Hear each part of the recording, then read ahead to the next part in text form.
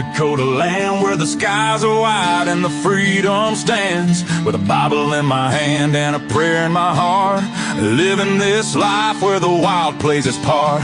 Dust on my boots and my hat pulled low, got my trusty rifle and I'm ready to go.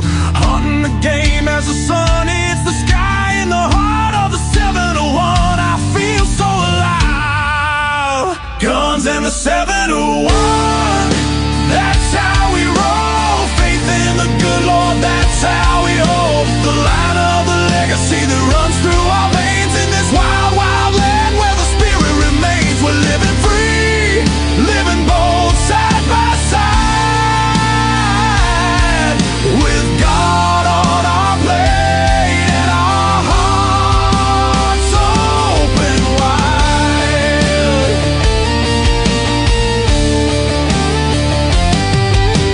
Ranching the fields, the cattle run free with a purpose so strong, it's our grand legacy. The rivers run deep as we cast out our lines, fishing the waters where the North Star shines. Got the warmth of the sun with the chill of the night. With every shot fired, we're ready to fight for the freedom we cherish. The second is true. With family beside us, we stand through and through. Guns in the 701, that's how we roll. Faith in the good Lord, that's how we hold the line of the legacy that runs through our veins in this wild, wild land where the spirit remains. We're living free, living bold, side by side, with God on our plate and our hearts open wide.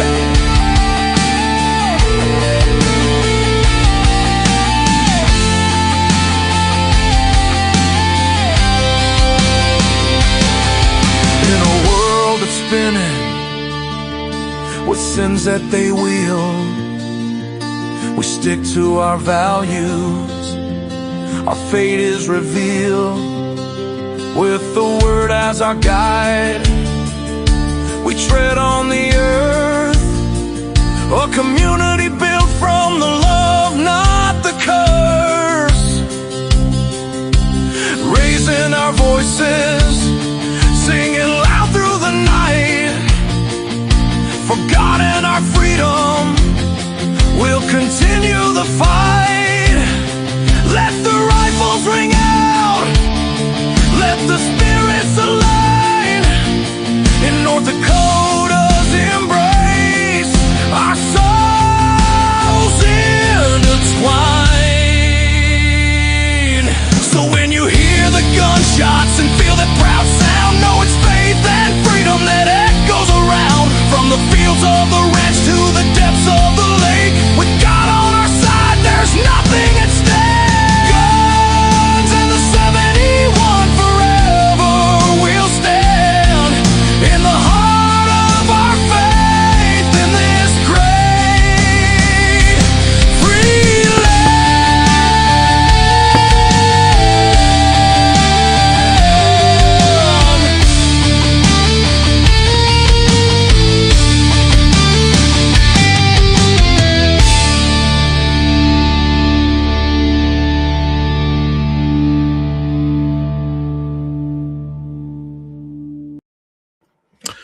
All right. Good evening, everybody. Welcome to episode 187 here. We got May 26, 2026. Got a pretty good show, I think, put together for everybody. And Chris Olson is going to be joining us. He's running for the North Dakota Public Service Commission. And actually, Tom Donaldson's one of the ones that kind of mentioned him to me. And I know Alex had as well. And I thought, yep, I'm going to get in touch with him. I really like what his website says. I liked what he said when we visited. I'm telling you, this is the guy.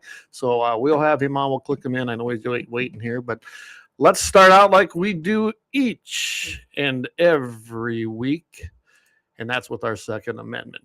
So here we go. The right of the people to keep and bear arms, being necessary to the security of a free state. The right to keep and bear arms shall not be infringed. I messed it up a little bit. I got a little bit ahead of myself. But you guys know them 27 words, and I'm telling you right now, they are some of the most important words in our Constitution today. We also want to start out with our prayer, so I'll get to that, and then we'll get Chris on here. Lord, thank you again for such a beautiful day. It was a little hot, but the much-needed rain that we had over the weekend was very refreshing to all of us who depend on the land and depend on our crops, depend on our livestock, and nourish our souls. We also want to ask that you watch over the men and women who protect this great country each and every day. They sign up, as we just observed Memorial Day. They signed up, and it was payable with their life to defend what we believe in, to defend our freedoms, and to defend our way of life. We ask that you watch over each and every one of them, and also watch over the souls of those that have come before them that have made that ultimate sacrifice.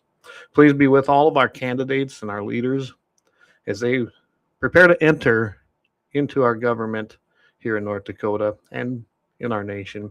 Give them the wisdom and the strength, and have them look to your word only when they're making decisions. Lord, please bless each and every one of us and watch over us, keep us safe and out of harm's way. In your name we pray. Amen. All right, everybody. So it's been a long day here. It's been a hot day. Hey, Dan, good to see you from the Western Edge. Kelly, good to have you from up there in Valley City area. Brian Warner, hey, good evening, my fellow MV. And I see Tom is tuned in. Tom, I missed the prayer service tonight. That I've kind of been, this time of year, I'm barely getting in here long enough to get the show ready. So with that, I'm going to click in Chris Olson. He's a farmer. He's done, I'm just going to let him tell everything he's done himself, but he's out in the field. He's been working all day, I think, trying to get some flowers in, but I'm going to click him in here. Oh, did I lose him? Chris, do we have you? Hello? There we go. Can you hear me? We got you. I'm sorry. I am having trouble hearing anything through my phone. It was working. I heard the intro, and now there's just silence. Oh, so you can't hear me right now? Is it okay if I hop out and try to hop back in? Sounds good. Okay.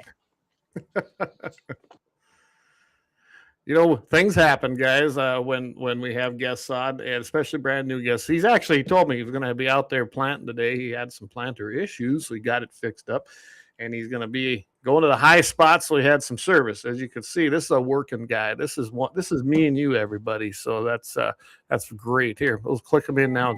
Oh. Can you hear us now? Shoot, still. Oh, I am still hearing no volume. Let me see here. Let's see. I apologize. I don't know what is going on with my phone. I am sorry. No. And he can't hear me either. So I'm trying to fix him on my end here. He probably can't hear that. I'm hearing a little bit on his end. I'm not sure what's going on either there. I'm doing what I can from here. It looks like he must be using an iPhone possibly. How about now? Can you hear us now?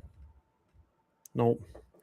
So anyway, we might have Chris on tonight. So like I said, I can tell you right now, Chris is going to be joining everybody. Alex is going to be here as well. That'd be on Thursday up in Bismarck, North Dakota at the NDGOP. We'll try this again here, see if we can click him in here. How about now? No.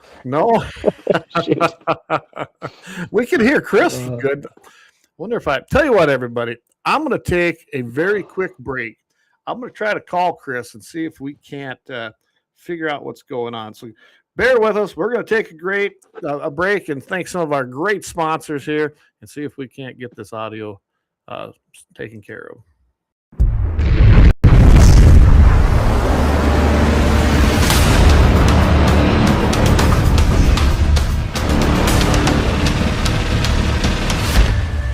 LAUER Auto Repair, located at 309 South Washington Street in Bismarck, North Dakota. Give them a call at 701-258-6308. The team of mechanics at LAUER Auto can take care of any problem your vehicle is having. And when you do business with LAUER, you can be assured you're doing business with a pro Second Amendment America First repair shop. There are plenty of other auto repair shops in the Bismarck-Mandan area. But why take a chance at patronizing a shop that might not have your beliefs at heart? Make no mistake. no mistake. Lauer Auto is your pro Second Amendment repair shop. When you talk to the guys at Lauer Auto, don't forget to tell them that you heard they are a sponsor of Guns and the 701 and that you appreciate their support of our pro Second Amendment, pro North Dakota live stream and podcast. That's Lauer Auto Repair, 701-258-6308.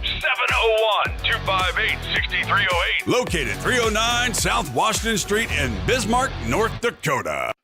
When you want it done right, go where lemons go. Kalon's Auto Service, owned and operated by Kalon and Misty Foss, lifelong locals with over 25 years experience. From modern rides to classic restorations, they can handle it all. Top quality work, fair price, and honest hometown values. Located just 1 block south of Highway 12 on 6th Avenue West in Lemmon. Kalon's Auto Service, serving you with all your auto repair needs. For the best gun gear for every and any situation, Little Angry Man Arms LLC has you covered. Top-notch guns from top-name brands like Winchester, Glock, Sig Sauer, and Ruger to essential extras from Magpul's, Streamlight, Hollow, Sun Optics, and more. Little Angry Man Arms LLC have everything to make your shooting adventures a success. Visit littleangrymanarms.com today and gear up for your next big hunt, competition, or home defense. Don't miss out on our exclusive deals. Little Angry Man Arms LLC, based in Trail City, South Dakota, your ultimate hunting partner. At Horton LaserCraft, we believe in the power of personalization. Whether it's a cherished memory, a special occasion, or a unique gift, our custom laser engraving brings your vision to life. Our expert craftsmen and state-of-the-art technology ensure every piece is a work of art. From personalized decor to one-of-a-kind keepsakes, Horton LaserCraft makes every moment unforgettable. Horton LaserCraft is owned and operated by a local veteran and his wife located near Thunderhawk, South Dakota. They provide custom laser products at a reasonable price, and their turnaround time is fast and efficient. Custom board cutting, glassware, decanter sets, mugs, assorted stainless steel jewelry, assorted tags, decor, custom acrylic nightlights, and much, much more. Call them up at 605-545-7535. Horton LaserCraft, where memories are engraved.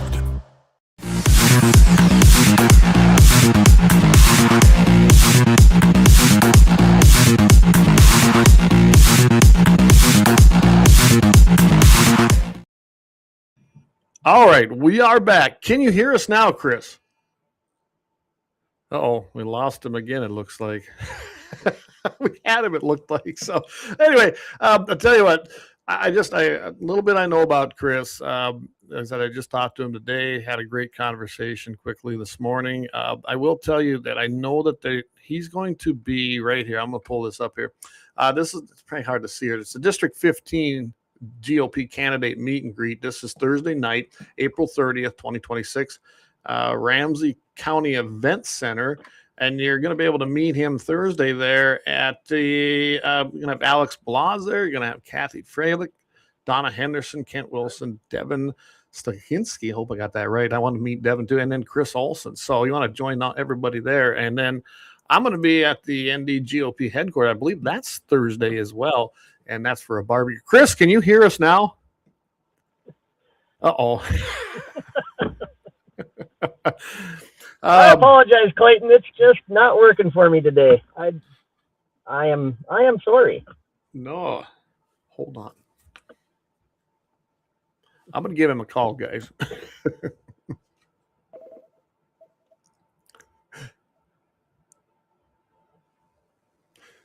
Can you hear us, Chris? Yes. Okay. Well, give me a minute here. I'm going to try something here. I don't know if it will work. All right. Can you hear us? I can hear you. All right. We'll try this. Everybody who's online, if you can't hear this, let me know. We're going to try this. This is new. We have ordered some equipment. Hopefully we'll be able to take phone. All right, Chris. Well, let's quit. I'm just going to give you the floor and, hey, give us your background and tell us what's going on. All right. Well, my background is I'm a farm and ranch kid. From the Wilton area originally, and what drew me into this, and that would be the fight over the CO2 pipeline. And you know, I saw some things, learned some things, kind of about, you know, what we have going on at the PSC, and I saw some real problems. And I guess just to really narrow it down, I saw some deficiencies in real world knowledge. And by that I mean just we don't have a lot of folks on that commission that have worked in industry, that have worked in construction, that kind of understand some of the building specs. And I think that there's a danger that is presented there. And then also with, how do I want to put this? With what I'm seeing with a lot of the projects that they have coming down the pipe, I am a huge advocate of property rights. And I think that those need to be carefully considered. And I don't feel like landowners were given kind of due consideration. It felt like we were like this pipeline's coming through whether you like it or not. Yeah, and I remember the whole fight, and it's, you know, thank goodness South Dakota kind of shut this down. Otherwise, this thing would still be going, and they haven't given up. Now they're moving over to Wyoming and trying, but that was one thing that really stood out with me. And I know that, like, I'm in District 31 down here, and we have quite a, you know, we got some primary challenges going on ourselves here for the first time, you know, very, very long time, that everybody's being challenged for all the seats. And Don Shively, he's the sitting senator, is trying to play that, well, you know, I didn't vote for that bill because it wasn't good. It wasn't the right bill. Baloney. He absolutely, and I'm glad to hear you say that, you know, you want to stand up for property rights, because what was going on was just atrocious, in my opinion. Yeah. You know, and I guess with what I've seen and kind of what I've learned, I dug into the history of the PSC a little bit. It's a long, now in all fairness, there have been a lot of long-serving commissioners. However, like the last time there was someone elected to the seat that I'm pursuing was 1981, which was, you know, half a decade before I was born. And that seems, I think we need, like, competition is good. Iron sharpens iron. And I think we need to challenge our leadership when we feel like we're not being properly represented. Like, whether I win or lose, I want to make them work for it, and I want them to go in front of the people and actually plead their case, because they normally don't have to do that. It's a position where normally once you're in, you're in. Right. And until you retire, or a lot of times, unfortunately, that commission has an awful lot of power, an awful lot of sway, and it is seemingly simply used as a launching pad to further a political career. Well, absolutely. That's where Julie got started. She actually got appointed because one of the other commissioners, I don't remember if he ran for something or stepped down, whatever it might have been.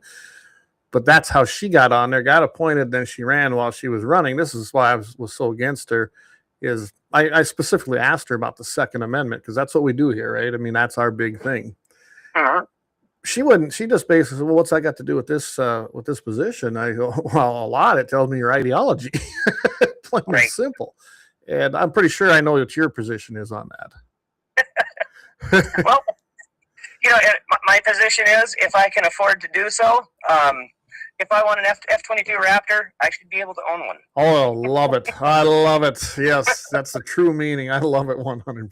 Well, absolutely. And then that's, on that note, kind of getting off into the weeds a little bit, but I am who I am. I am opinionated, and it just irks me to no end, because people try to make the argument that simply the Second Amendment was for hunting and self-defense. It's like, no, it is to hold your government directly accountable to the people. Absolutely. That was the true intent. It was to give us a means to basically, if we had to take out a tyrannical government. I mean, our founders, they knew exactly what that meant. So we actually got some comments. Yeah, Leon says, genius technical troubleshooting, Clay. Yeah, hold the phone up to the mic. Hey, it's working. All it's got to do is work. But anyway, Kelly Chase says, Chris, what is your stance on AI, which is, I imagine he means data centers right here in the state. And I read what you had in your deal, but go ahead and just, let's hear it. Right.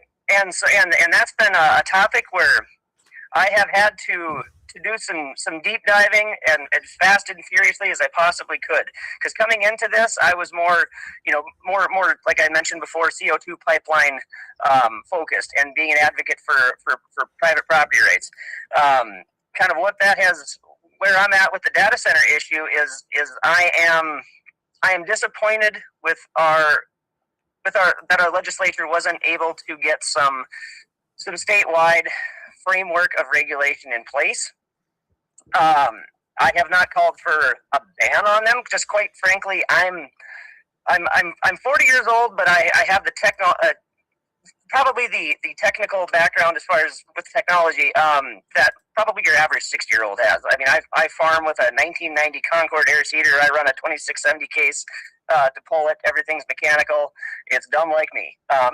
Hey. But what I wish would have happened with that issue was, so what they did was they passed House Bill 1579 and simply said, hey, we're going to spend the summer and the fall and really look into the data center issue. But it wasn't accompanied with anything that protects the state, protects the counties, townships in the meantime. And so right now I'm coming to you from Oliver County, and that has been a hotbed of these same issues. And so now we have infighting. We've got basically communities being torn apart because, in my view, the data center companies have, I'm going to use the word, descended upon them, and we wouldn't have had to have this if simply along with that bill, which on its face was honest enough. Hey, we don't know what we're dealing with. We got to figure this out. Great. In the meantime, you are giving carte blanche to whatever else happens, and again, causing extra pain and misery with these county commissions if you didn't install a moratorium. And I'm going to use that word, and I've caught some flack like, "Ooh, that sounds a little hardcore." Well, it's a serious issue, and I am blunt. I don't believe in skirting around the issue. I think that was a mistake that didn't happen. If there are communities if there are communities where they're like, yes, absolutely, this works for us. We've got this, and this going on for us, so we're not worried about people getting price gouged with their energy rates. We're not going to have rolling blackouts and people freezing because the data centers. There's different types, but they can't come offline.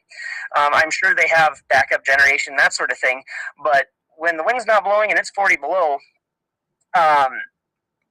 well, who's losing power first? And what I don't want to have happen is livestock, people, going through hard times because of it. Right. I mean, electricity has, this whole area was settled, without electricity, and then the co-ops came in. But let's just face it, it's a vital part of agricultural communities today, especially with winter. I mean, it has made most of, I don't know about you, but I know on my place, my entire system now is a water system with wells connected into pipelines that go out into my waters, into my tanks. I would be very in trouble if I did not have it, honestly. I don't have very many dugouts that would probably be suffice anymore because I have such a good fresh water system. Just thinking on that lines, and the electricity and the water itself that these things take. I like the moratorium because I don't think enough thought was given to it. I think there were a lot of palms greased, and they just pushed it through, and away we went. And that was not good. They just looked at the dollar signs and said, "Yep, let's go. It's good for the state because we get money." That is not how it should be looked at. No, I 100% agree. It's frustrating, and the funny thing is, I think I might be on the right track because I've never run for public office in my life, and you better believe I still am praying on whether or not I should run, and even still, it's nearly every day where I'm like, Lord, do you still want me doing this? Because you have your critics on both sides. You have the folks that are just absolutely ban everything, the whole technology. This is right. This is the start of the end of times or whatever. And then you also have the folks that, like myself, I have, it would be the, it'd be the trade union that I have worked for the past 7 years. They will not support me, which is fine, because I used the M word. Said moratorium. Ooh, yep, sorry, you get zero support, zero backing from us. And I'm trying to come at things from a position of common sense. And well, there you just gave the poison pill right there for a lot of places. It's so anyway. Point is, I truly think I'm in the. I'm on the right track, because you're catching. I try to stay out of the comments on Facebook as much as I can anymore. Early on, I'd reply to folks. Anymore, it's just like, it's been cranked up and it kind of nasty, and I don't need it. No, and I can tell you can be drugged down there so fast that I avoid it. I don't get on there much myself either anymore. I mean, I do some things, but so I'm going to get to a couple of these live comments coming in. So Jamie says, does he think that there's ever been a more pro-coal, oil, and energy president than Donald J. Trump? Boy, not in my lifetime anyway. Not in my lifetime. I am I was born in '86, like I alluded to earlier, and so I don't recall Reagan. But since then, no. And God bless the man for actually standing up and saying, speaking with unapologetically about the industry, because I've gotten really tired, even with from state politicians that we have. They're not really advocating it. They know it's important to the state, but to be accepted on the national stage, if that's where their ambitions take them, they're like, "Ooh, I better keep quiet about this." Regardless of how they feel, and I have a huge problem with that. Like, yes, it's been so good for the state for generations. I mean, it's fed my family now. I've worked in other industries within, so I'm a millwright by trade, and what that means basically heavy industrial mechanic. Yep. But primarily, especially the last 5 years, it's been exclusively the plants. It's kept a roof over my head. My family fed. Right. It's been good to us. My dad, he came to the area. He was a fitter, and he worked the bulk of his career at one of the mines. I mean, for several generations. My brother works at another mine. I mean, without that industry, Central North Dakota is a very, very different place, and it's quite desolate, honestly, right, in my view. Well, I agree.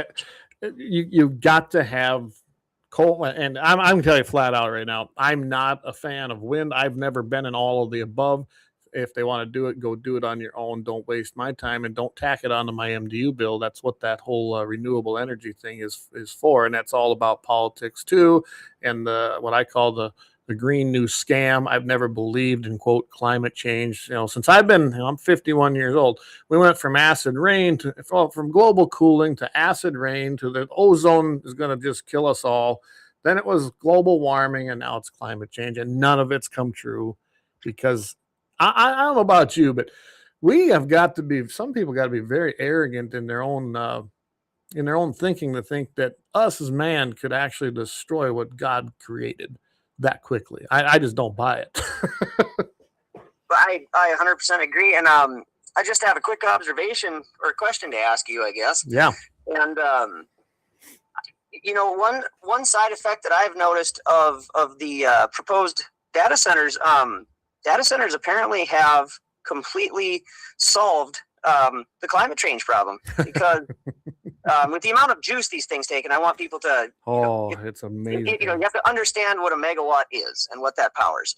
A small data center, what they're proposing, I mean, the amount of power that it would draw, like the power plant that I work at puts out little over it's like 650, pushing maybe 700 megawatts when they're really cranking. Right. A medium-sized data center consumes all of that, and that power would power all of Fargo, West Fargo, Horace, Walcott, that entire all the industry combined, and like the amount of resources. So if that's not going to increase global warming, I mean, I think we licked it. She's gone. So that's right, everybody. Well, that's a great point.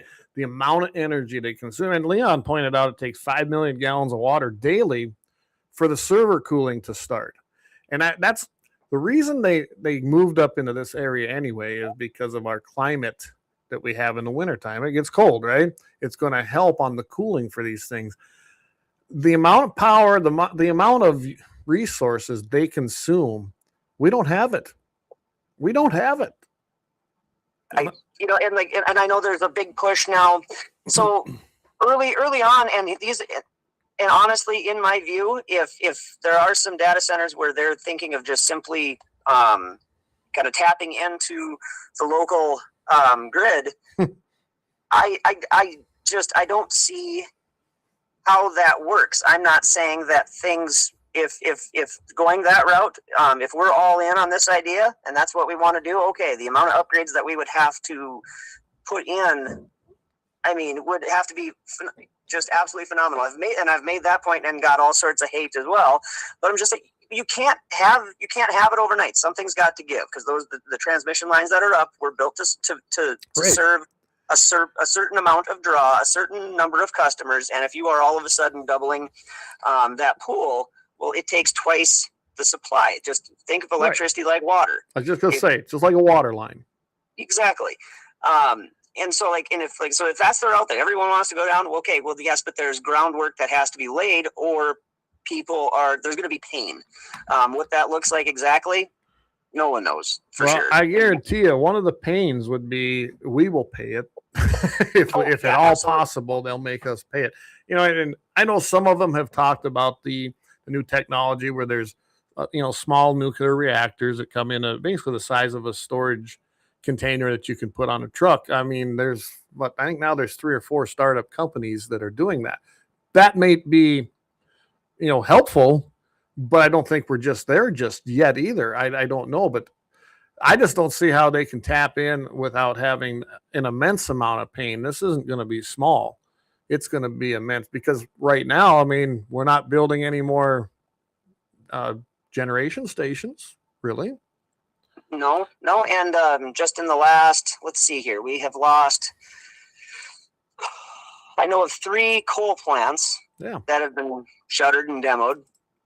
I know that natural gas is going to be basically the merging of and utilization of the oil patches, natural gas with with data centers. They're thinking that's going to be where it's at. Our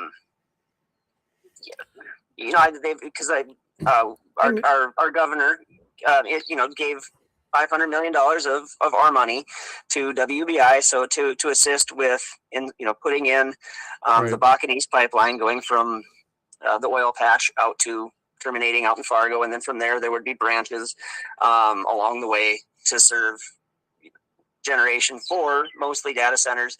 And this is a question I've not gotten an answer to, and I'm not saying the answer is not out there, and maybe it's I would be worried for nothing, but I guess that's kind of my approach to all of this is, until you know what you're doing, oftentimes when it comes to a big decision, it's just better to do nothing. But I simply asked, what's the lifespan of the data centers? And this was something put on by a company that was promoting their data center idea. Along with it, they had a dual cycle, which basically means there would still be a boiler. You're capable of putting out more megawatts that way. You're limited in size by just a straight natural gas turbine. I understand that because I've worked on that. Right. So you have combined cycle that's going down by Stanton, and that would be 1,450 megawatts entirely used by data centers. So I was like, what's the lifespan? What's the lifespan of this bugger? They said 10 years. I said, okay, is that from today or is that upon data completion? They said, that's today. And this is the company putting it on. So I would surely think that the number of the years of service that they would give you would be as far out as possible, because they are trying to sell it to the public. And I appreciate that company making that effort to give you some knowledge. Yeah. And I'm like, okay, so what happens? Because it's right across the road from the power plant I'm working at. Okay.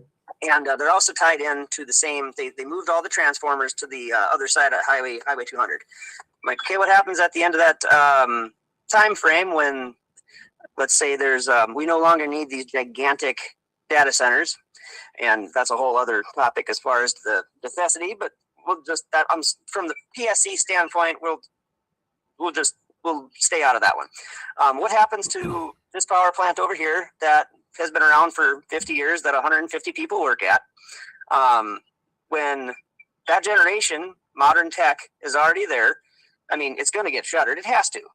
I was told, oh, no, that'll never happen. I'm like, well, maybe. My worry is, and this is just a thought that I was having, because you would have these big, gigantic combined cycle units popping up in the heart of coal country. My worry would be, among the other side effects, like, okay, well, the data centers are no longer used. We have all this generation. We have an abundance of energy. That's a great thing. But it doesn't take very many people to run these facilities, so the jobs are more scarce. And I think by having these facilities out in the heart of coal country, that may be to the detriment of that industry. That's a worry that I have, and that is something I'm currently. That is my personal opinion, and that is something that I am currently researching, because I don't know what that looks like. I don't think anybody really does, honestly. But this is so new, it's so fast, and there's tons of comments coming in here, so I'm going to go through some of them quickly. Like Paul Mutt says, it's awesome. That what about a new power plant that they'll build to power the data center, which we kind of talked about. Dan Hager says, I can touch on that. So when I was at that same event, okay, so there's the much smaller, older tech lignite power plant. 150 people work at that thing, not counting contractors such as myself. We're there, all day, every day. Two. So there's other affected jobs. So I was like, okay, just on the generation side. So like, what's the total number of jobs with this? They said it would take about 25 to 30 to run the plant, and then another 200 to run the data center. I'm like, 200 to run the data center? There's going to be like 20 or 30 security guards. I'm like, well, there's 3 security shacks at the facility just on the other side of the road, and it's been 6 years since anyone sat in them. They just put up a camera. That job's gone. So I'm like, I wasn't able to work through those numbers. Yeah. So my worry is we're going to be out thousands of jobs. Now, some folks would say, well, now they can do other things, because with the burgeoning of technology, there'll be additional jobs. So they say. We've heard that maybe, before. But I don't, you don't need equipment operators. If you're running pipeline everywhere, you need pipeliners, but that's a temporary thing. And I've worked on the road. Having a permanent job close to home is far preferable. Yeah. Well, and let's just face it. I've been involved in a few projects where they say, oh, it's going to bring this many jobs to the community. Wasn't a lie necessarily, but what they did was they included those people that came to build it. And then when it was built, they went away. So it temporarily brought that many people. And then when they were all said and done, it was about a third that actually had permanent jobs. Well, that isn't job growth necessarily. Right. I mean, be honest about it. If that's what it's going to be, just tell the people. I mean, I think people would like that better. And so Dan Hager, he says, I pray Chris gets elected. He seemed like the perfect man for the job, an unwilling politician that is called to duty because of principle, not greed or fame. And absolutely, that's the feeling I got. You and I visited just a little bit this morning, and I'm telling you, most of the things I've done is not because I wanted to, but somebody had to do it. Yeah, and sometimes you just got to, and that's why we have the president we have today, because somebody had to step up and say enough. And what'd they do? Well, they stole an election, tried to put him in prison, and he made it through that too. And now they're losing their ever-loving minds. But we got a bunch more coming in here. Tell you what we're going to do, though. We're going to take a quick break, Chris. We got to pay some bills because, that's how this thing floats, too. So we'll pay a few bills, and I'm going to run your commercial first. I want everybody to see this, and then we'll go into our advertisement, and we'll be right back. As a husband and a father, I think about the future every day. How to protect what we have, but prepare for what comes. I'm Chris Olson, and that's why I'm running to be your next Public Service Commissioner. The Public Service Commission affects your life every day. Every time you pay your utility bill, every time a train rolls through town, you depend on commissioners who put stability and safety first. I've worked in coal mines and power plants. I've ranched and farmed. I know how energy gets made and what our land needs, not from behind a desk, but from experience. I'll fight to keep your rates fair and your lights on. I'll make sure trains and pipelines running through our state are safe. I'll make sure companies clean up their mess and respect our landowners' property rights. The commission isn't for big corporations, big tech, or special interests. It's for you. Let's focus on what matters most: reliable and affordable utilities, safe infrastructure, and a deep respect for our people and property. I'm Chris Olson, and together we'll put North Dakota first.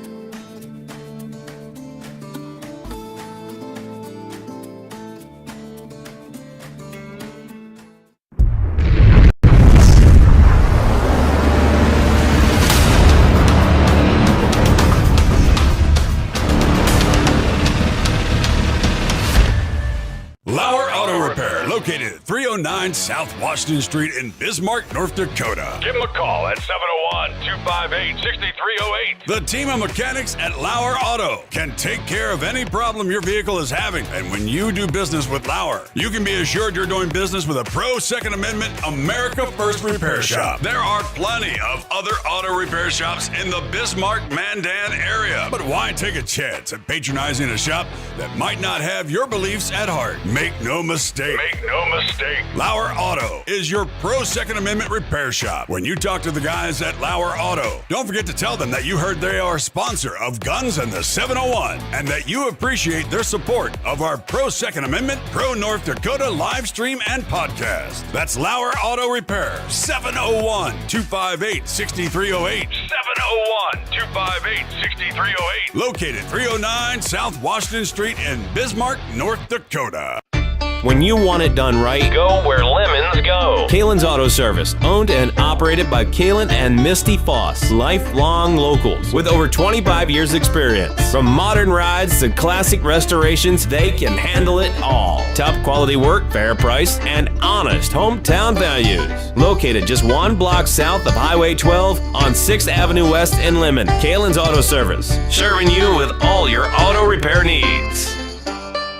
For the best gun gear for every and any situation, Little Angry Man Arms LLC has you covered. Top-notch guns from top-name brands like Winchester, Glock, Sig Sauer, and Ruger to essential extras from Magpul's, Streamlight, Hollow, Sun Optics, and more. Little Angry Man Arms LLC have everything to make your shooting adventures a success. Visit littleangrymanarms.com today and gear up for your next big hunt, competition, or home defense. Don't miss out on our exclusive deals. Little Angry Man Arms LLC, based in Trail City, South Dakota, your ultimate hunting partner.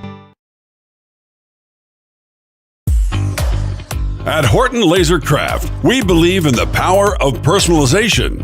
Whether it's a cherished memory, a special occasion, or a unique gift, our custom laser engraving brings your vision to life. Our expert craftsmen and state-of-the-art technology ensure every piece is a work of art.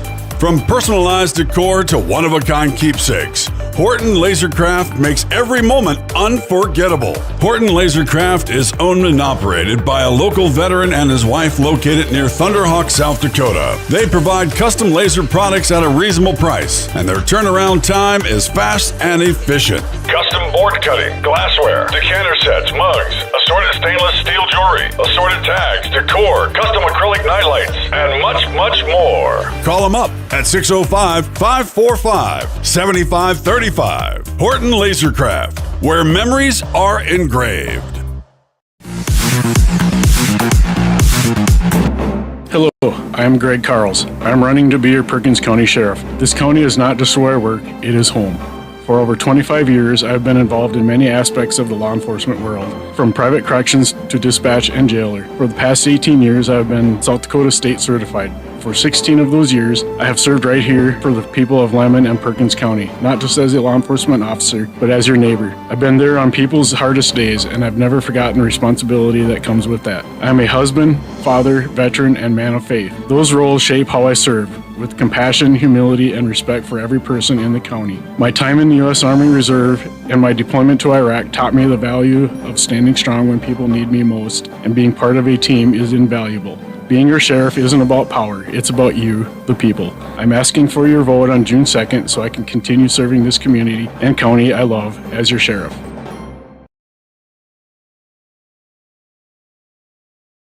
Let's see if I got every turn. All right, we are back. So we are back here with Chris Olson. Had some great off-air messaging here.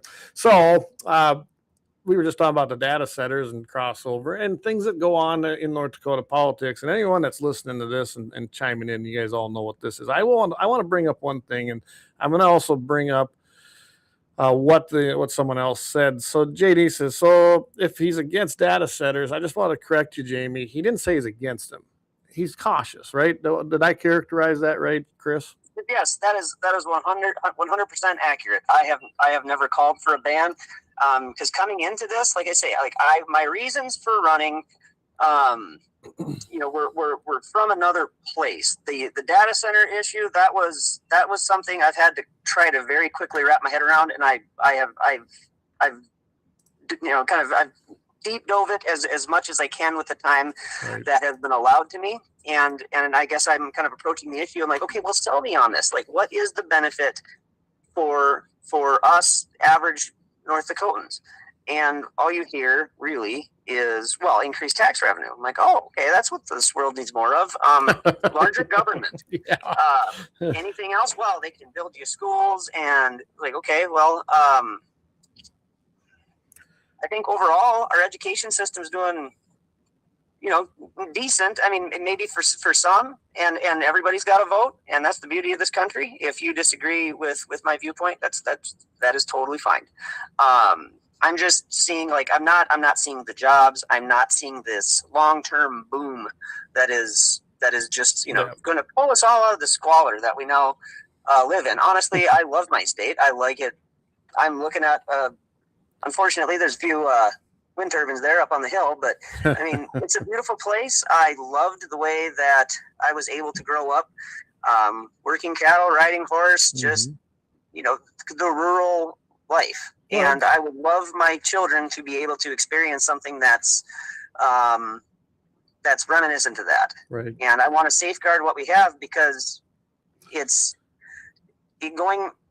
no going back, really. I don't feel like there's not. We're seeing that. Look at wind energy. To me, it's a dismal failure. Okay, their lifespan is short. What the benefit is none, and then you got to deal with the waste. People were always worried about nuclear waste. Well, what about the windmill, the blades, and they don't necessarily just generate electricity. Plus, they had to go build transmission lines to try and get that electricity into the grid. I mean, this wasn't just a nice little experiment. This was a big failure and a big waste of money for return. And the wind don't blow all the time, just like solar panels. The sun don't shine all the time. Coal, oil, gas are constant. Okay, and they're cheaper. And this is just it. Like, as far as data center, like JB asked too, he goes, what's the plan then for keeping ahead of China, Russia, et cetera, in the cyber world? It's a future that we like it or not. Data centers pretty much run our military now, and there's some truth to that. I do like what Leon said. He said China steals our technology and could care less about resource consumption, which is true, even when it comes to a human. I mean, they literally have a business in China of organ harvesting from people that don't want to do it, but it's a communist nation. As far as the data centers coming, I think they're coming. I do. I think, though, we do have to be cautious. We don't have the infrastructure to support them. Now, the people building them, I think that should be the requirement. If you're going to build it and you're going to require the infrastructure from the resources of water and electricity that will, basically take care of small counties, then you pay for it, not us. Yeah. Yes. And, I can't help but recall back. This is 2 weeks ago. I was driving back from a political shindig in Fargo, and I was listening to the radio, and so this would be the Applied Digital kind of public outreach guy. And is it Nick Phillips? Is that his name? Could be. Okay. I've heard him talking as well. I never really paid attention. Right, to and him. he was touching on the issue of who's, basically he was saying that, well, we've saved the taxpayers in the Allendale area, $38 million because if they're a high load customer, and however the tax breakdown went, and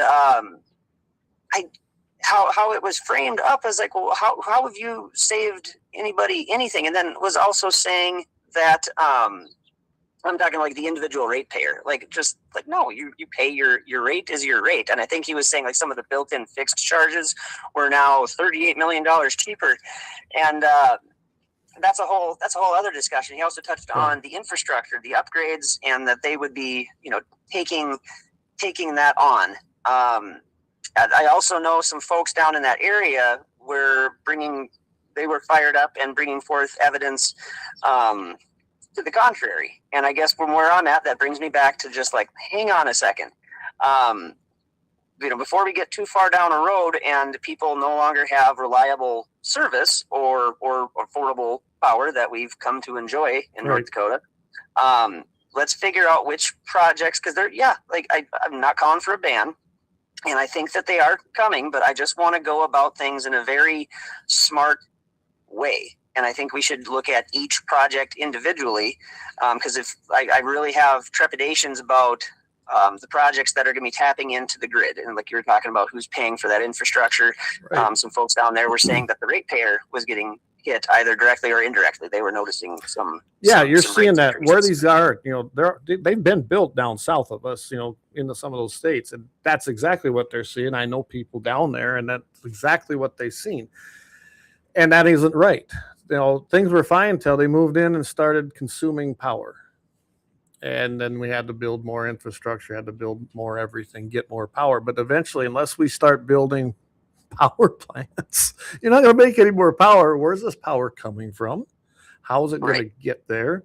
Are we going to, this is just, we're putting the cart in front of the horse, and you should never do that, is in my opinion. Dan's on here. He says, he says, I agree with JD. The need for data centers will probably expand exponentially. I don't disagree with that. He goes, if we take a NIMBY attitude, our foreign enemies and competitors will. They're probably light years ahead of us already, because they don't have a constitution, they don't have a representative republic, and they don't have property rights in those other countries. Right. We are unique in that, honestly, the way it's set up. And I like what I think it's Ravicus. I think that's how you pronounce it. He said, I'm for data centers, but not for eminent domain to get them. I don't want them on farm and agricultural land, and that is a finite resource. And once it's gone, it's gone. There's a lot of truth to that. I don't believe it's an eminent domain thing. I'm pretty familiar with the Constitution. I don't see where this is a eminent domain. I guess I don't think it's encompassed within eminent domain to get the power to them to do these things, because this is for private entities. This is not for the good of the public. This is not a road that gets you from point A to point. No, they're stretching that out. And I realize there was a court case. This is probably 20 plus years ago where the Supreme Court wrongfully decided that they could use eminent domain to take land and basically build a mall because it would increase tax base. I'm very, very familiar with that. And that's what they base a lot of this stuff. When they talk about this case, and I forget the name of it, that's the one they talk about and they're referring to. But still, even to build a gas line, if it's for just a data center to make power, that is not an eminent domain project. That's you go negotiate with the landowners and you buy your access. I was just going to say it's so from, again, kind of my origins with running for the PSC, they were trying to get that same. They were trying to get CO2 classified as a utility so they could implement eminent domain, and it was frighteningly closer to going through, and probably may have if it wasn't for South Dakota. Than you would have thought. And so you've got something that's already classified as a utility being put in by companies who have eminent domain power in many cases. That would be a hard one to. That one would be a hard one to get in front of. And with regards to, so I kind of looked to Fifth Amendment, the takings clause. Yes. So just simply laid out, pretty vague. Private property can be used for the public good. And that is a loose, and you kind of alluded to that court case. And the public good is. Yeah, you could make all sorts of connections and lawyer speak, and it, like, buckle up. Yeah, and that's just it. The public good. It's not defined, unfortunately. I wish it was more defined. I do too. But I don't consider the use of the public good being come across my land so a private company can make money. Supplying electricity when the co-ops were going in, that was quite a bit different thing, because electricity, I would say, looking back, I wasn't around when they were doing that, but it was a public good. It did help us move forward in this country. And, but then you go back and look when the rails come through, the things that, oh my goodness, the things that happened when they built the rails. Oh, that would not happen today, because there'd be so many court battles be the way they went about it. And they really abused it, and they had the full backing of Congress. So yeah, it has been abused throughout time and history. There's no doubt. Yeah, Leon says, I think data centers will be 100% projects eminent domain. I think that's what they're searching for. When Carbon Summit Solutions got common carrier status, that wasn't a good thing. And are they going to do that here? I don't know. Remains to be seen. And as far as people and their private property, someone wants to sell somebody property to one of these companies, I guess it's their property to do as they want with it, as far as I'm concerned. I would never do it. There's not enough money in the world for me to sell my place. It's just, and people always say, oh, there's a price. Trust me. Anyone that knows me, there's no price. This place has been in my wife's family, not quite 100 years, but her grandfather is the one who settled it, and my father-in-law ran it. Now we're running it. Yeah, this place isn't for sale. I'll go to my death before I leave it. Right. So yeah. Paul Metz, I like that comment. Eminent domain is for public, for the public, not for private domain. Yeah, it's public domain, not public eminent domain, not private domain. Dave says, my concern is, what is the data? Is it a cloud kept cookbooks, or is it every street camera, a bank info, every American used against it? I was just going to say, has any of them ever said, what data is this center doing? I mean, I've never heard of what it's actually doing. Yeah, I've gone, like I say, I've gone to several events put on by some of these the companies that are wanting to build them, and they'll talk about cloud storage and speeding up private websites, making everything run smoother, and then ultimately it always circles back to your large companies, Meta, Amazon, and then as well as basically the next generation or generations, I guess, of AI. Your Chat GPTs. Hey, just say, hey, Leon. Yeah, do it, man. If you want to hop on, Leon, you've got the code. Sorry, we might be being joined by Leon, which would be fun. What's the call number? You know what it is. Log in to Restream, and then we'll pipe you right in here. Anyway, sorry, I had to do that. No, I can tell you right now. I don't think there's no stopping a data center, but like you were just saying, it comes down to Meta, Google, Alphabet. You think about how many people they've laid off. I don't know if anyone's been paying attention to the news, but the amount of people those companies are laying off to put into data centers kind of tells me a story right there. Yeah, and I think back of, so I went to NDSU 04, and then I graduated in the fall of 09. I got 2 degrees, so it took me an extra semester to get the other degree knocked out. So I was mostly all business. But the big thing there was graphic designer, computer programmer, and So that was supposed to be the hot new thing, and Right. those are occupations now where they've pretty much gone the way of the dodo bird. Oh, absolutely. I mean, so I mean, I like, okay, you're commercial, right? I can grab that myself now and do it. I don't need anybody to do it and download it and edit it. I can do all that myself. Right. We have replaced that. So, okay, we're coming to the top of the hour, so we're gonna take another quick break here, and then everyone can get something to wet the whistle and do some things, and then we'll be back and well, maybe see what we can go into on the other side of this break. All right, and I got one quick thing here. Yeah. Daylight's getting short, and I was hoping to finish a quick little project before rolling home. Is it okay if I would like to continue this next week if that's possible? Absolutely, I'd love to have you on, and maybe we can work on getting everything working so that you can be right on the restream. So yeah, that absolutely would be no problem. We'll have you on, and if you want, we can do another day to just kind of dedicate to this too. Okay. So. Yeah. Like I was hoping to get change out the seed rollers in my air drill. So.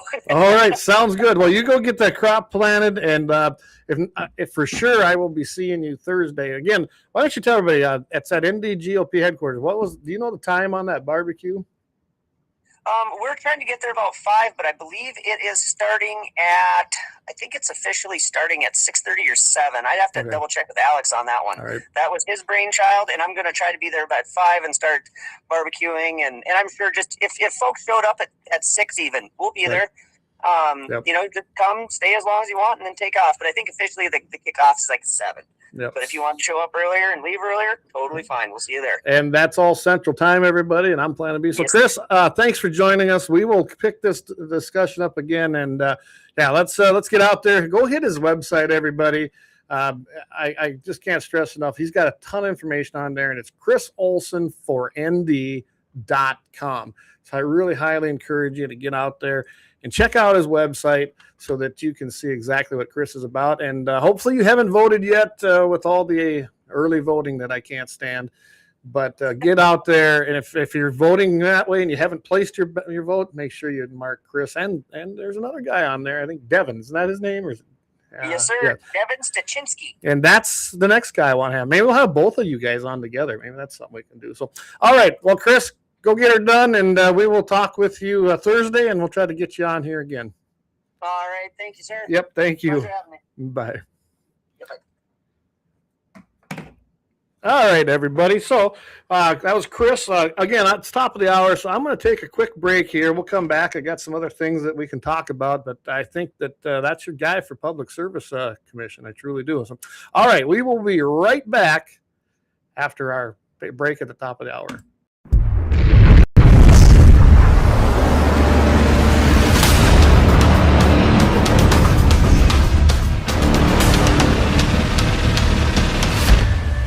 LAUER Auto Repair, located at 309 South Washington Street in Bismarck, North Dakota. Give them a call at 701-258-6308. The team of mechanics at LAUER Auto can take care of any problem your vehicle is having. And when you do business with LAUER, you can be assured you're doing business with a pro Second Amendment America First repair shop. There are plenty of other auto repair shops in the Bismarck-Mandan area. But why take a chance at patronizing a shop that might not have your beliefs at heart? Make no mistake.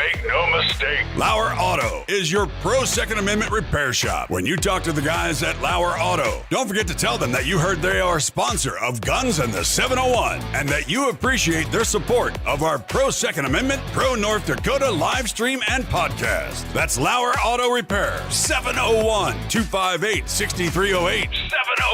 701-258-6308. Located 309 South Washington Street in Bismarck, North Dakota. When you want it done right, Go where lemons go. Kalon's Auto Service, owned and operated by Kalon and Misty Foss, lifelong locals with over 25 years experience. From modern rides to classic restorations, they can handle it all. Top quality work, fair price, and honest hometown values. Located just 1 block south of Highway 12 on 6th Avenue West in Lemmon. Kalon's Auto Service, serving you with all your auto repair needs. For the best gun gear for every and any situation, Little Angry Man Arms LLC has you covered. Top-notch guns from top-name brands like Winchester, Glock, Sig Sauer, and Ruger to essential extras from Magpul, Streamlight, Hollow, Sun Optics, and more. Little Angry Man Arms LLC have everything to make your shooting adventures a success. Visit littleangrymanarms.com today and gear up for your next big hunt, competition, or home defense. Don't miss out on our exclusive deals. Little Angry Man Arms LLC, based in Trail City, South Dakota, your ultimate hunting partner. At Horton LaserCraft, we believe in the power of personalization. Whether it's a cherished memory, a special occasion, or a unique gift, our custom laser engraving brings your vision to life. Our expert craftsmen and state-of-the-art technology ensure every piece is a work of art. From personalized decor to one-of-a-kind keepsakes, Horton LaserCraft makes every moment unforgettable. Horton LaserCraft is owned and operated by a local veteran and his wife located near Thunderhawk, South Dakota. They provide custom laser products at a reasonable price, and their turnaround time is fast and efficient. Custom board cutting, glassware, decanter sets, mugs, assorted stainless steel jewelry, assorted tags, decor, custom acrylic nightlights, and much, much more. Call them up at 605-545-7535. Horton LaserCraft, where memories are engraved.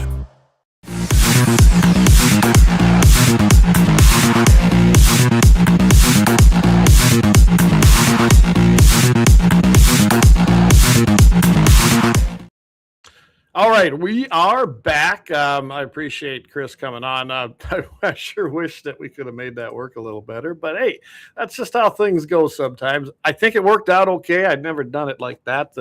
I'm kind of hoping we can get the little glitches worked out by the time I have him back on. I'm pretty sure we can. So, yeah, Leon is definitely going to address this, though. I'm in the very near future. Yeah, so Axe sent me something down there from LAUER Auto Repair, everybody. Of course, some of the best mechanics in town, as far as I'm concerned.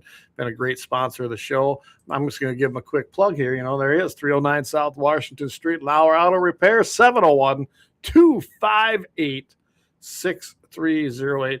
If you don't know where that's at, when you're on the expressway, you turn right there at, I believe, Washington Street and just head it north. And they're not too far, actually, north of where the old Walmart is or where the Runnings is now. So give them a call. Get that vehicle repaired. I can tell you what, I've been on these roads around North Dakota. You know, our taxes keep going up and the service keeps going down. I mean, they're crumbling literally on 31, 49.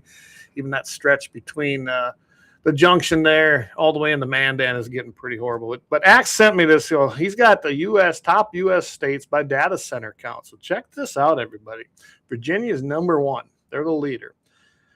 And Virginia's got 398 data centers operating right now. Planned projects, another 287.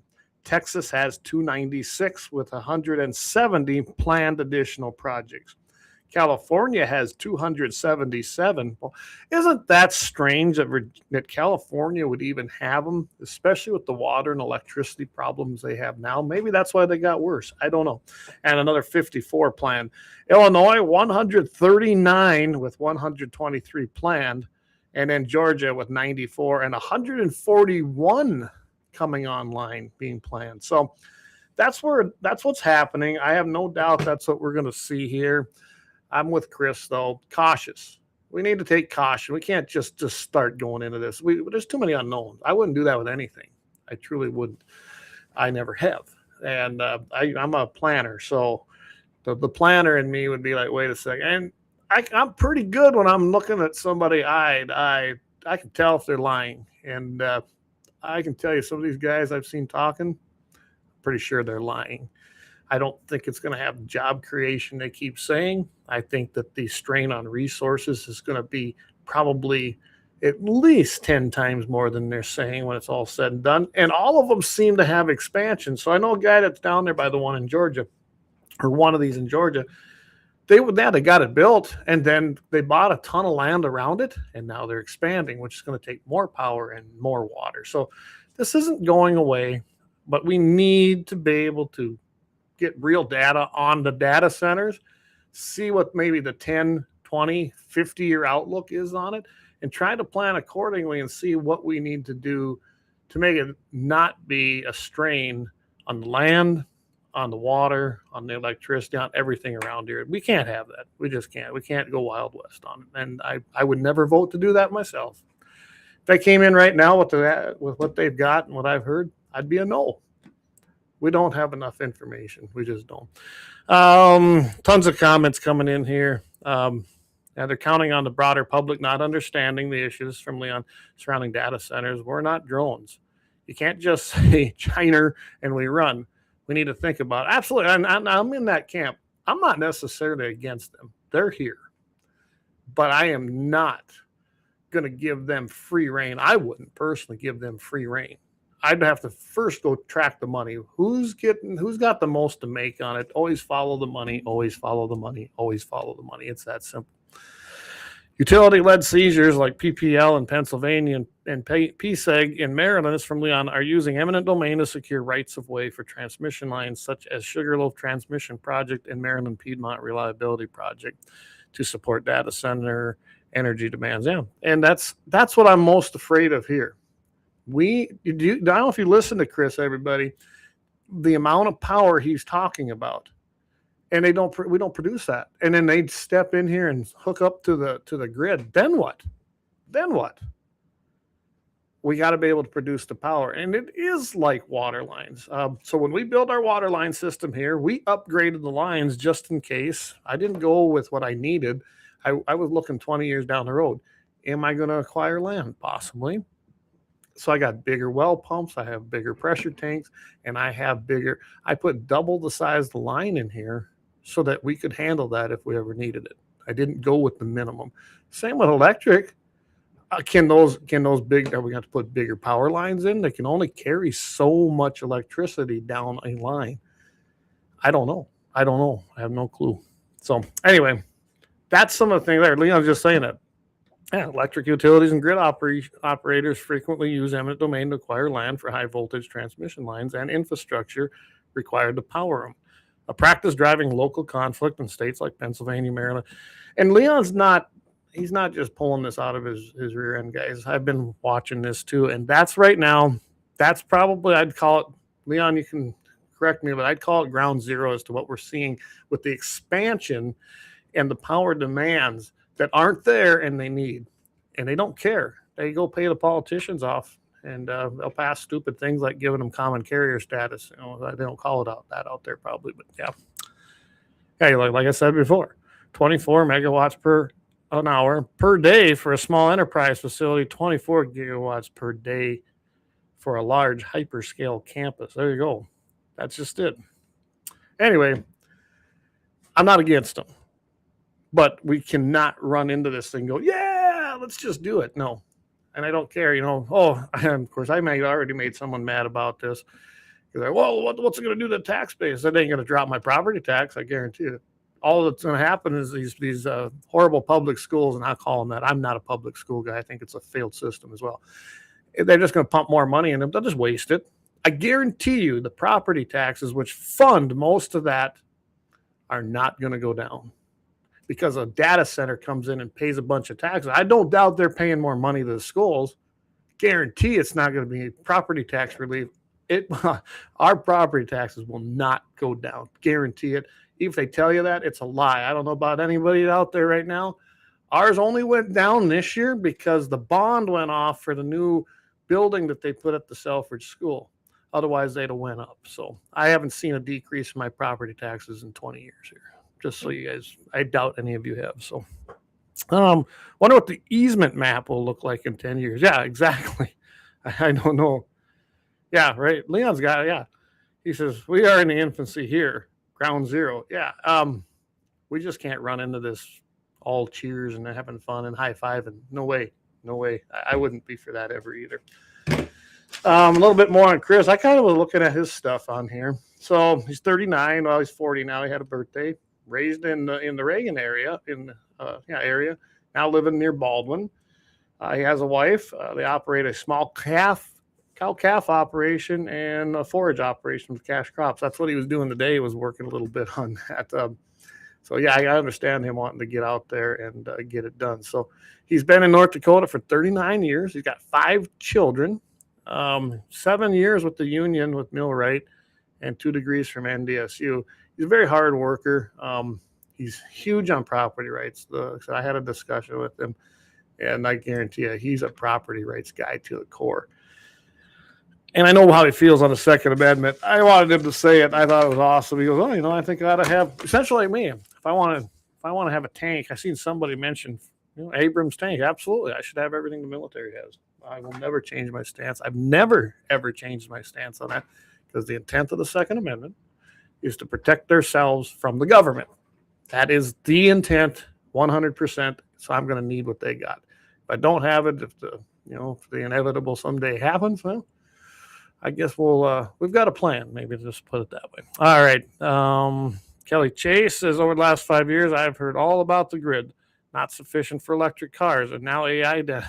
That's a good point. And now the AI data centers, when does it get attended to? That's a great point. That whole electric car thing, when they were talking about it and how, if they ended up increasing every year and then they had this much energy going out, what it was going to do to grids, and some of them were going to collapse in some of the areas.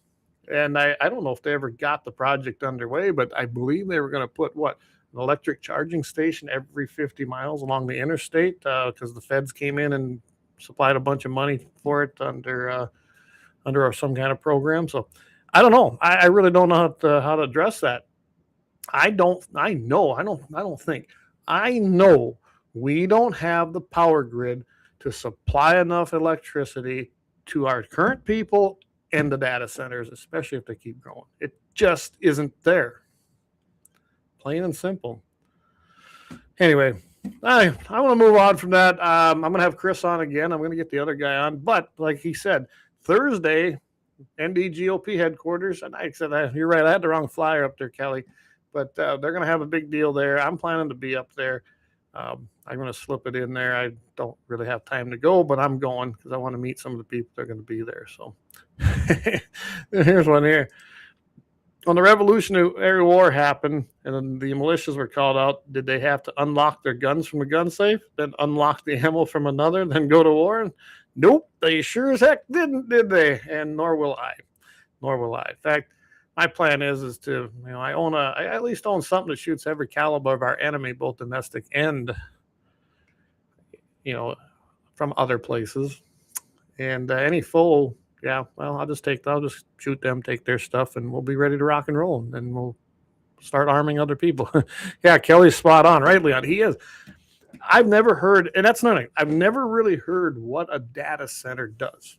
I always hear the cloud thing. I'm sure that a lot of the AI stuff that's happening is where that's coming from, which AI is a whole nother thing. Is it a helpful tool? Yeah. Is it being used probably for the wrong things already? Yeah, I have no doubt. I can tell you this. I hardly believe in some of the new songs I see. I mean, look what we produced for the opening of this show. I see pictures today and videos that even say AI generated them look like genuine people. Yeah, I think it's gonna. I don't know why you'd want to teach machines to think and have a thought process, because that's what's happening. And they're only going to be as smart as the input put into them. And I actually have. I'm not going to go into it tonight because this is a pretty long discussion, but I actually have a thing here about AI and what's happening and what it's doing, especially on our rights. Second Amendment is actually addressed here. Some of the questions that were asked through several of these platforms, and you can tell that the things going into it have been programmed for responses that are going to be woke, liberal, hate our country, hate guns, and you're seeing it big time in some of them, not all of them. But Jamie says, Leon, brothers could have heated conversations, but then we're still brothers. There you go.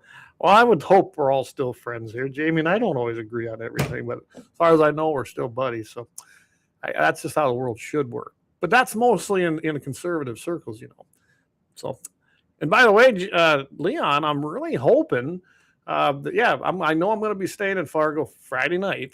So yeah, I'm hoping we can make something happen there and get together, because it'd be great to see it. Plus, I have a freedom rod for you. So anyway, yeah, so live streams like yours and mine wouldn't be possible without data centers. That's a reality. Yeah, I have no doubt that stuff runs through there. I'm not, like I said, I'm not against the data center, but I do think we have to lay some caution down. I don't want to see a rapid expansion like this. 398 in Virginia, and then 287 planned for a total of 685. And at the amount of electricity those take, I don't know how we do it, unless they're going to pay for the infrastructure. I don't want to pay for their infrastructure, that's for sure. There's enough things coming out of my pocket, and I don't want to pay for it. Yeah, Leah, data centers will be the physical backbone of the internet. Yeah, that's where it's heading. I have no doubt. Dan says, I think it's all a push for AI to help with space travel and trips to Mars and such. Could be, but it's, it's hell on us in our Constitution. He goes, yeah, JD, we'll always be friends. I have no doubt about that either. So anyway, one thing I do want you, we're going to switch gears big time. We're getting there. I'm going to try to keep it short and cut her off here probably in about the next 10, 15 minutes. But so if anybody hasn't heard, one of the oldest regulations that we have on the ability of law-abiding gun owners is to purchase the firearms of our choice, right? That may be changing somewhat. We're seeing things. April 29th, and this is what I was really excited to hear about with our new acting, Attorney General. There was a press conference that announced the 3 major regulations. That come from the Biden administration. By the way, Cornyn looks like he's out, everybody. I was just looking at this. I believe he's toast. I don't think we will have Mr. John Cornyn, Rhino Republican, that voted for the Bipartisan Safer Communities Act. I'm pretty sure he got defeated by Abbott. So stay tuned. That's going to be a huge major change. And I do not see Texas. I don't care what they say. I don't believe media anyway. That idiot moron who claims he's a pastor but then calls God binary. I couldn't believe I even heard that come out of his mouth. Who's running against Abbott as a Democrat? The Democrat can. He's not going to get elected in Texas, not unless they steal it anyway. So, get back to this. So, Justice Department. This is Attorney General Todd Blanche said the Justice Department is also reviewing the sporting purposes test regulations. If you don't know what that's about, we're gonna inform you here. And one plank off a Thune regime is going by. By the way, we're all over the place now. Scott Pressler now has said if Thune does not get the SAVE Act, on the floor and get it passed, nuke that damn filibuster, because they're going to do it to us anyway. He is personally going to get involved in South Dakota, and they are going to make sure they primary John Thune. Amen. I can't wait to see that. And remember, I helped this guy get elected the very first time, and he's nothing like he used to be. So stay tuned for that too. Anyway, so what they're going to do, they're going to test the regulations that were implemented by ATF under the Gun Control Act of 1968. So for the last 20 years, the regulation was primarily used to restrict handgun imports through the so-called factoring criteria. And this would be your form, I believe it's a 4590. Any of my FFL guys can, if I'm wrong on that, let me know. I just, off the top of my head, it seemed like it was a 4590, but and it was used but that was now when it's going to be used to target modern semi-automatic rifles, and then anti-Second Amendment groups labeled them as assault weapons. And in 1989, we had the mass shooting in Stockton, and of course, we know what the cascading effects were of this. So now the ATF is studying right now to determine which rifles are generally recognized as particularly suitable for sporting purposes. So I don't know if anyone remembers this. The NRA tried to do this with AR-15s and said, hey, AR-15s are modern sporting rifles, MSPs, or MSRs, I guess they'd be. Yeah, modern sporting rifles. That was kind of what that was about, because they are used hunting. Jamie uses one quite often when he's out hunting. They're a common use rifle now. But anyway, so that would now, it's going on the Gun Control Act 1968. He says it's going to be an ongoing effort over the next several months, and we are going to see that through. So he didn't just make the statement. He said, we're going to do it. And anybody knows this guy so far and the things he's done, he don't just say, I'm going to go do something, because he don't care. He's not elected. He wants, and he's pro-gun. It's nice to have an actual pro-gun attorney general. So in 1989, then, the ATF blocked the importation of semi-automatic rifles. Now, if any of you don't remember, those were generally AK-47s, the FN Fails, the Heckler and Cow Coach, whatever, H&K G3, and the Steyr AUG. 9 years later, in 1998, they then went to include rifles capable of accepting, this is what's interesting, accepting standard magazines used in military issue rifles and their semi-automatic only clones. We know what that is. That's an AR-15 or an AK-47 magazine. I mean, they're all the same for the most part. Of course, you know, the anti-gunners are like, oh, it's not, you can't use this in the term. Assault weapons are not common use and they're dangerous weapons. And yeah, but think about this. But just because of cosmetic similarities to a firearm, and I like what this author said on this particular article. He said fully automatic firearms are already heavily regulated under the NFA of 1934. So with that being said, that was supposed to be the tax. It was supposed to be done. Now, why are we trying to apply more terminology to different guns? Because it's to ban them. And they knew they could go after the imports. They knew they couldn't get that done even in the 90s. So that's why they did that. So this might actually be done. In 2008, this was 40 years after that sporting purposes deal. Remember, I remember I was working for NRA then, the Heller versus District of Columbia. Now, there was a language, and I can remember we discussed this in detail out at headquarters, because it had language in there that essentially said it was for common use or lawful purposes, which I just talked about earlier. And then there's been an array of undercourts, I call them, you know, your federal district courts that have used that and went with that. So wait a second, AR-15s, they are not under the common use for lawful purposes. Well, that's a flat out lie. You know it, I know it, we all know it, but doesn't matter. That's what the courts went with. So now you've got Bruin in there. You got the ATF is coming down and reviewing these things. If the ATF changes essentially the definition of the terminology, we could actually see this overturned. And that will make the lead in that we can import again handguns, semi-autos from other countries. We might even be able to get those M1s that are still stuck in Korea. We might even be able to get them back. I know that supposedly that's been lifted, but they still aren't here. It'd be nice to get those kind of firearms back into our country. What this will also do, this will be a step in the right direction to maybe get rid of the Hughes Amendment, because there is actually a representative right now. I think they actually introduced the bill, or they're going to get rid of the Hughes Amendment. If you don't know that, that's from 1986 when they passed basically I call it the machine gun bill.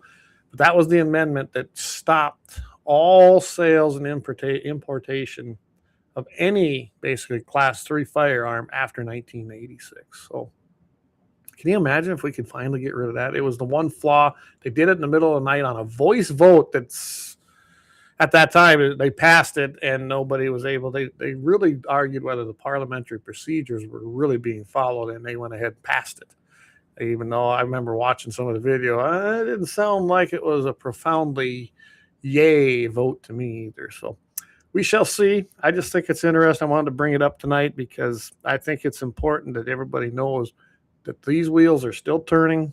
We're still working on the NFA. We're still working on the Gun Control Act of 68. And we're still working on the Hughes Amendment in 1986. So stay tuned as I know more. I'm going to find out about what's being done on the actual Hughes Amendment, because I know Idaho is, if they haven't done it, they might have done it already.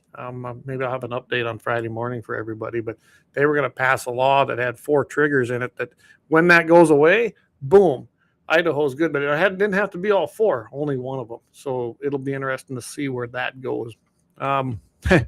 Without Republicans winning the midterms, repealing the Hughes Amendment has zero chance. Oh, I don't doubt that. I don't know if we're going to lose them. I really don't. Midterms are a long ways away, guys. I don't listen to media. I don't listen to pundits because most of them are establishment rhinos or leftists, so I don't listen to them. I watch real numbers. I think Mike Bell I think he had it a little more pegged than I did in the election. And of course, we were all told that Trump was going to lose, and the pundits were saying it. Yeah, so I look at numbers, and it's close. It's close. We've been disappointed in South Carolina and some of the redistricting things, but I think you're going to be. This is not a for sure thing for Democrats. It truly is not. Just take my word for that. I'm not saying it can't happen, but it's not what the media is saying. But they want you to believe that, and they'll say it every day and every day and every day. And even our side gets all jittery. Quit having knee-jerk reactions. If you want, dig the data up yourself. But it is a long ways from the midterms. We're not even close to being done with that. So anyway, that's where I'm going to leave everybody tonight. Just want everybody to meet Chris. I think he's going to be a fantastic public utilities commissioner if we can get him elected. So go out. If you're voting, got your ballot, go vote for Chris and vote for Devin on that. That's pretty easy. Vote for Alex for our U.S. congressman. I can tell you right now, I did not fill my ballot out for anybody that was unopposed that I didn't like. I'm not going to just give them my vote anymore. It ain't going to matter. They're not being challenged. They will get elected, but I just can't consciously vote for people that call themselves conservatives yet do the exact opposite. So if they were unopposed and I didn't think they were worthy of my vote, they did not get it. They got to earn it. Plain and simple. Plain and simple. So, all right, everybody. Again, tune in. Friday coming up, man. Friday. It's not that many days away. I'll be on KFYR 5:50 a.m. The big stick in the Dakotas. Todd Mitchell in the morning. 7:15 in the morning, Mountain Time. 8:15 Central. And I'm going to be bringing some of these things up. I really am. I'm going to dig into it a little more and see where that Idaho bill went. I even ran into an article, and I got it here because I thought I might need it tonight. Did you know that in Nebraska, a dog actually shot somebody? You might want to tune in for that. We're going to talk a little bit about that. Anyway, it's an interesting story, but tune in for that one. And then, of course, Blackbeard Logic Friday night. I don't know if I'll get there in time, Leon, but I think I won't be making it there when you go on. I doubt it. Won't be in town by then. Anyway, Blackbeard Logic, 5 o'clock Mountain, 6 in the Central Time Zone. Do you want to tune in for that and he's always got a fantastic show. Sunday, of course, is Sunday Sportsman's Devotion. Vance couldn't be on last week. He got called into work. The job he has, he's pretty much on call. And when he gets called, he's got to go and check things out. Wasn't a big thing, but he wasn't able to do his Sunday Sportsman's Devotion. And tune in. He's got Sportsman's Watch. I'll get a hold of him and see if he's going to do that regularly. I'm not sure, but he's going to have that as well. And, of course, right here, every single Tuesday. Next Tuesday, I'm going to see if Chris will come back on. Got a couple other people that I might have on. It's campaign season, so I'm definitely trying to bring on the candidates and get them on there. If you're in Perkins County, June 2nd, everybody, I have endorsed Greg Carls. I think he's the man. I know his background. 16 years he's been in the Lemmon area. I think that's more than any of the other guys that are running for the deputy or for the sheriff's office in Perkins County. I know he's a Christian.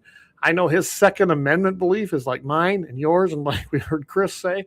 I don't doubt that. He's an Iraqi war veteran. He's got some great stories, guys. Just a very solid guy. I'm glad I've had the opportunity to get to know him. I mean, I do Bible study with him every Monday night with the group.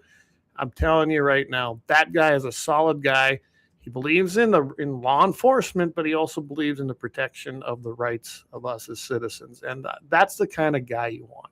I don't know about the other guys. I know the one I would never vote for. But I definitely get out there and I vote for Greg Carls. If you're in Perkins County, that's your guy. You're going to want to vote for him. I'm trying to get him to come on. I think he's a little bit camera shy, but maybe we'll get him on here. He's only got about 2 weeks here. So, but June 2nd, Greg Carls for sheriff in Perkins County. Trust me on this. This is the guy you want. He is the only candidate as far as I'm concerned in that race. And of course, District 31, your team is Mary Grainer for Senate, Dawson Hawley and Karen Rohr for the House seats. you're going to want to get out there. Don's out there now saying, oh, I voted against that. No, you voted against property rights, Don. Plain and simple. Your palms are greased. They always are. And you're going to do what the establishment tells you to do. I don't like you, Don. You know that. And do not vote for Don Scheibel. Vote for Mary Grainer for the Senate District 31.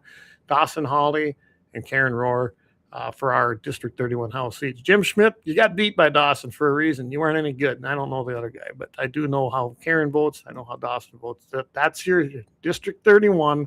That's your ticket. So, all right, everybody. Appreciate y'all tuning in. And, of course, go out there, check out the website, www.gunsinthE701.com. And right over there, right there, subscribe. Hey, I appreciate everybody who's been doing that. It's all different levels, and it's really easy to do. Go in there and subscribe. If you like the show, helps keep us going, helps us up. We're going to be getting some updated equipment, so we're going to be putting it to good use because we want to be able to take phone calls just for a situation like what we had tonight, but we made it work. All right, everybody. Again, thank you. We'll catch everybody later. God bless everybody. Please open your Bibles up. Take a look at them. All the answers you need are right there. We can sit and discuss politics all day long here, but when it comes down to it, God is in control. He knows the plan, and just trust in him. And I can tell you that I have firsthand experience in trusting in him and where he led me. Just do it, and your life is going to be so much happier. Everybody, keep your power.